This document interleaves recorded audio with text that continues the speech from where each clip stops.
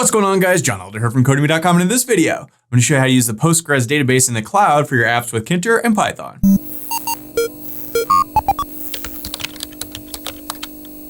All right, guys, like I said, in this video, we're going to look at using Postgres, the database in the cloud for your Tkinter apps.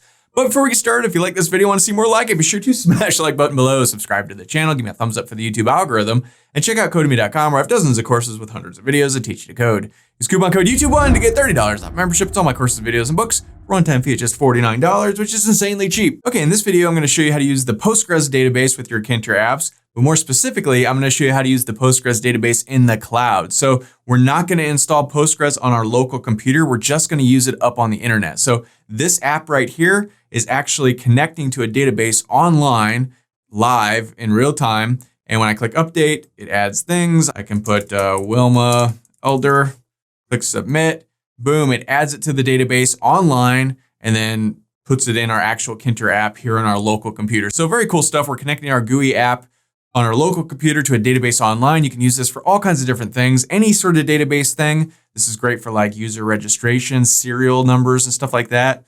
All that good stuff. We'll get into all that stuff much later. In this video, we're just going to show you how to start to set this up. So I've got a very basic app here. It's just got a couple of input boxes, a couple of buttons, and this is going to add stuff to the database online and then retrieve it and put it into our app on our local computer. So that's what we're gonna look at in this video. It might take a little while, but this should be a pretty fun one. So let's head back over to our code. I'm using the Sublime Text Editor and the Git Bash terminal as always. And as always, you can find a link to the code in the pinned comment section below, as well as a link to the Tkinter playlist with almost 200 other Tkinter videos in the series. So go ahead and check that out if you haven't so far. So this is our basic Tkinter starter code that we always have. And then I went ahead and just roughed out the GUI right here. So I'm not going to type all this stuff out. I'll just walk you through it because this is basic stuff. We've got a frame here, a label frame, has a little title that says Postgres example. We've got a first name label that says first name, and then I gridded that on there. We've got an entry box for first name, which is F_name. We've got a last name label, L_label, says last name, an L_entry box. And then a submit button, an update button, and then some text underneath the whole thing. That's where we're gonna output the stuff from the database. So first things first, you need a database online somewhere to connect to. So I'm gonna use Heroku. There's a totally free version, and they will allow you to run Postgres in the free version. It, sort of, as long as you're not using it a whole lot. If you have a lot of data you're gonna shove in there and you want it to be super fast, you're gonna have to pay a little bit extra for that. But there is a hobby dev version that we can use completely for free, and that's what we're going to do in this video. So we're going to set all that up. So let's head over to a web browser and head over to Google and just type in Heroku CLI. This is the command line interface. And here it is here. And just come down here and you need to download and install this for either Mac or Windows. Now, I've already installed it. I'm not going to do it again. I've got videos on my playlist earlier where we set all this stuff up if you need to watch me do that. But just go ahead and for Windows, for instance, click this 64-bit installer, install it once it downloads. Once you install it, you have to restart your Git Bash terminals for it to take effect. You can go ahead and do that. Okay, so head over to our C/GUI directory. Now, usually we don't use a virtual environment for these videos, but for this, I'm going to actually create a virtual environment because I want to install Postgres into this and I want to have a virtual environment to hold that sort of thing. So let's go Python -m venv, and I'm going to call it virt. Short for virtual. Okay, so once that's created, let's turn it on. So let's go source, virt, scripts, activate. And if I go pip freeze, you'll notice there's nothing installed inside this new virtual environment because it's brand new. So in order to use Postgres in our app, we need to pip install something called psychopg. And this is psycho Postgres 2, basically.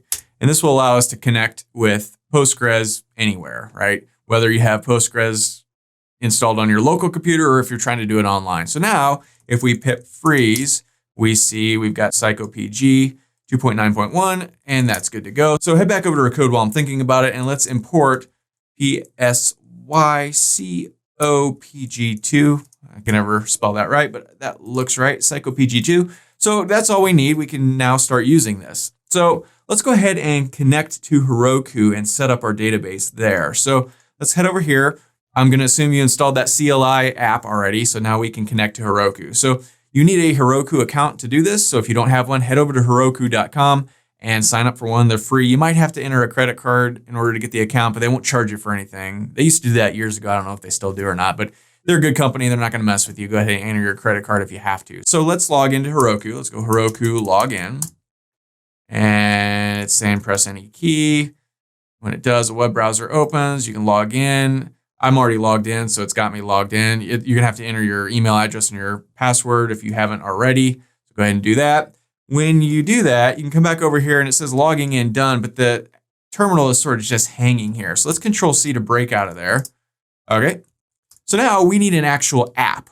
Now we're not going to be actually pushing our code up to Heroku because we're using Tkinter, and the Tkinter app is going to stay on our computer. But we still need to create an app on Heroku to associate the Postgres database. Otherwise, you can't create a Postgres database. So let's go Heroku create. And this is creating an app. And here's our app, Mysterious Scrubland. So I'm going to go ahead and copy this and I'm just going to paste this into the browser here, just so we keep track of it, right? Okay, so now we need to sort of set up a Postgres database add-on at Heroku. And this is free also. If we type in Heroku space add-ons :create, and then Heroku-postgresql hobby/dev. Now this hobby/dev thing right here, that's what tells Heroku that, hey, use the free version, right? So make sure you have that on there. And let's go ahead and create that. And when we do, it says it's creating this thing. And here is the name of it. I'm just going to go ahead and copy this, bring it over here to our app. And I'm just going to sort of paste it in there just so we don't lose track of this. So now let's set this thing up. Let's configure and connect to Postgres. Now this is going to be familiar if you've done database stuff before, especially MySQL stuff. We need to create a connection. So I'm going to call this con. And actually, first, let's create a function. So I'm just going to call this query. And let's do all this in this function just to keep it a little neater. So create a connection, and this is going to be a psychopg2.connect function. And inside of here, we need a bunch of things. We need a host, we need a database, we need a user, we need a password, and we need a port, right? So actually, do it like this. Boom, boom, boom. Okay, so where do we get all these things? Well, we got to log back into Heroku and get all this stuff. So let's head over here and let's log into Heroku. And remember, the name of our app is Mysterious Scrubland. So when you log in, scroll down through all your apps. I've got a bunch of them here. So you just have to kind of look for that one, and it was Mysterious Scrubland. There it is. Click on it, and then you'll see your Heroku Postgres add-on is listed here. So let's go ahead and click on this thing, and this is where we're going to find all that information. So let's see, it's loading, and so click on Settings, and then go to Database Credentials right here, and then view the credentials, and you can see here's all that stuff. So first, here's host. We just copy this over. So there you go. Next is database. And there we go. So we just copy this over. Next is user. Go ahead and copy this over. And then password. This whole long thing. Boom.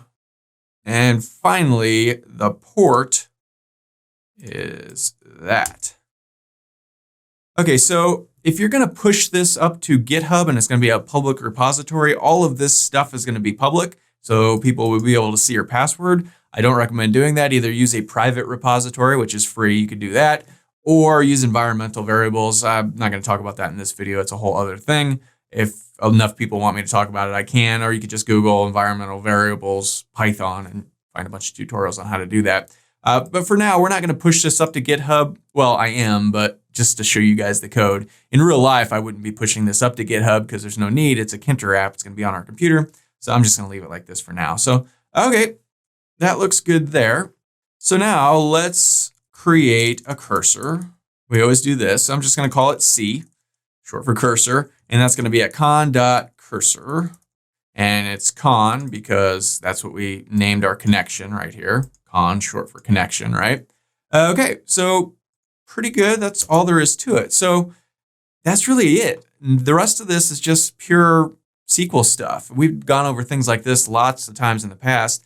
Very similar to MySQL and sort of similar to SQLite 3, slightly different, but basically it's kind of all the same. So what we want to do is run this query every time the app loads. So I'm just going to come down here and just pop that in there right there.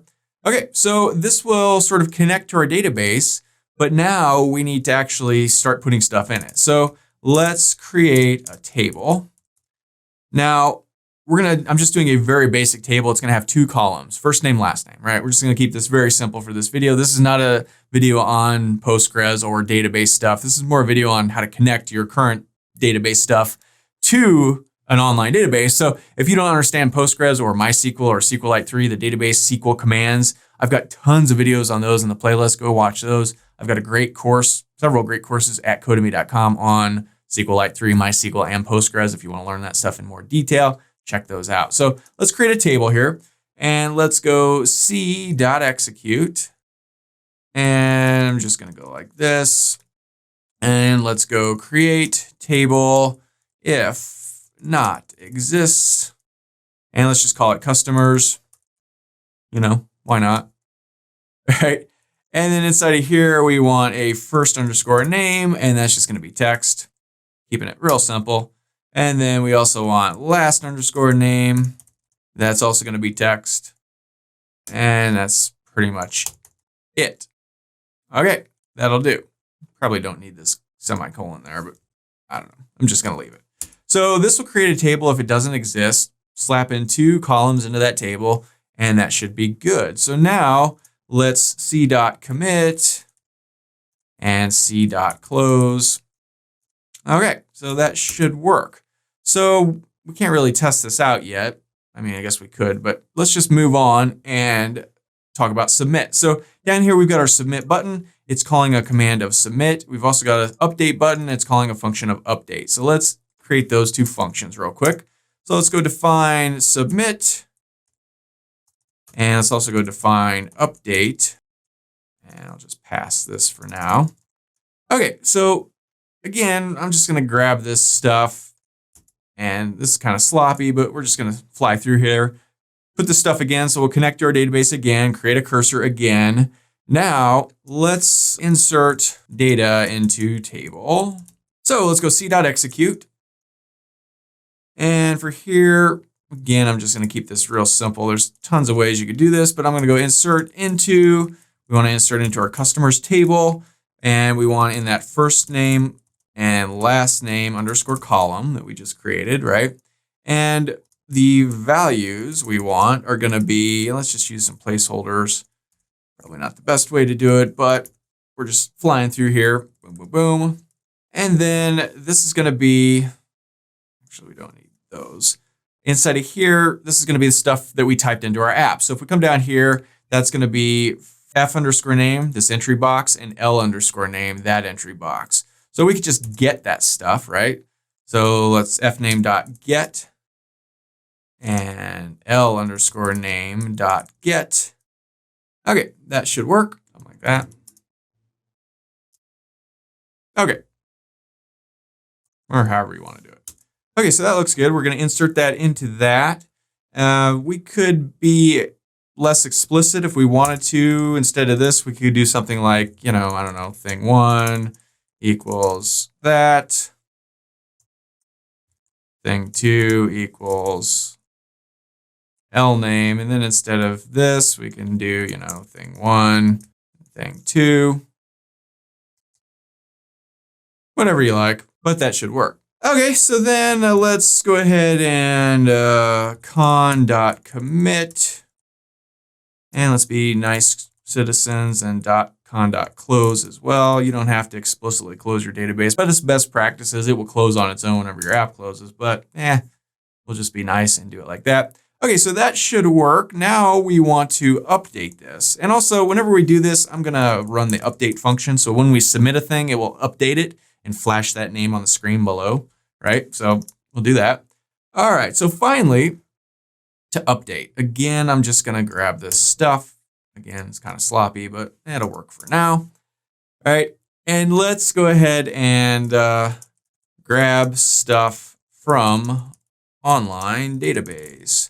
So here we just c.execute, and we want to select everything from customers. And then let's create a variable called records, and that's going to be c.fetchAll. There we go. And that will fetch everything from the database, slap it into this variable records. Now we just need to loop through this thing and print it out onto the screen. And I'm going to create a variable called output, set it equal to nothing. And now let's loop through here, loop through the results. So let's go for record in records. Records is all of the stuff from the database, right? What do we want to do? Well, probably don't remember, but down here I've got this output label. That's just a Tkinter label. So let's go ahead and take that and let's update it. So let's go config, set the text equal to, and let's create an F string here. And we want to put output, which is nothing to start with. And then on another line, we want to put record 0 and record 1, right?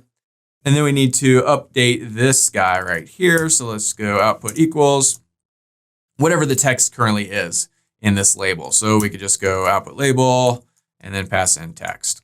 So, okay, that should do the trick. We might want to con.close this. Okay, so we flew through that very quickly. Hopefully this all works and we don't have any errors, but you know, we did a lot of stuff there. So most likely there's some sort of error. So let's go Python cloud underscore db.py. That's what we called the file. And when we do, line 29, misspelled something. This should be con.commit and con.close. Did I do it anywhere else? Commit, that looks good. That looks good. Okay, told you I'd mess something up. Alrighty, so let's try this guy again. And when we do, boom, it loads. So let's try John. Let's go Elder. Let's submit, fingers crossed. Hey, it seems to have worked. Let's change this to Tim Elder. Submit. That seems to have worked. Let's go ahead and close this guy. Run it again. And when we do, let's try update. Boom, our records are still there. Now, we have not installed Postgres on our local computer, so this must be working. It has to be, because where else is this information coming from? It must be in the database, so I think we could say it's working. Mary Elder, submit her. Boom. We might want to create a little thing in here that, you know, removes those things. So, I don't know, let's do that really quickly. So anytime we, let's say, submit, let's also run clear, right? So let's come up here and define clear. And let's just go f underscore name dot delete from 0 to end. And do the same thing for L underscore name dot delete. Save this, try this guy one more time. It's kind of planning it at this point. So we click update, who we got? John, Tim, Mary. Let's go Tina Elder, big family, lots of elders. I'm making up these names. So submit, boom, Tina Elder pops up down here. These two fields get emptied, cleared, and pretty cool. So that's how you use Postgres in the cloud. Now I'm using Heroku. You could use this in any hosting service. Any hosting service is going to give you this host address. This is a URL, right? .com or something. The database name, the username, the password, and the port. Any hosting company is going to do that. You'll notice this is actually hosted on Amazon AWS. Heroku is on AWS, so that's kind of interesting to see.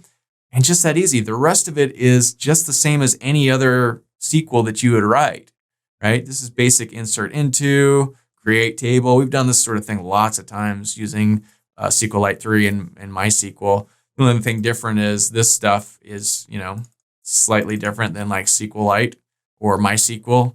For MySQL, we would probably go like varchar, right? 50 characters, something like that. With this, I just did text because it's super easy and that works. Just slight differences in databases, but pretty easy. So that's all for this video. If you liked it, be sure to smash the like button below, subscribe to the channel, give me a thumbs up for the YouTube algorithm, and check out codemy.com where you can use coupon code YouTube1 to get $30 off membership. So pay just $49 to access all my courses, over 47 courses, hundreds of videos, and the PDFs of all my best-selling coding books. Join over 150,000 students learning to code just like you. My name is John Elder from codemy.com, and I'll see you in the next video.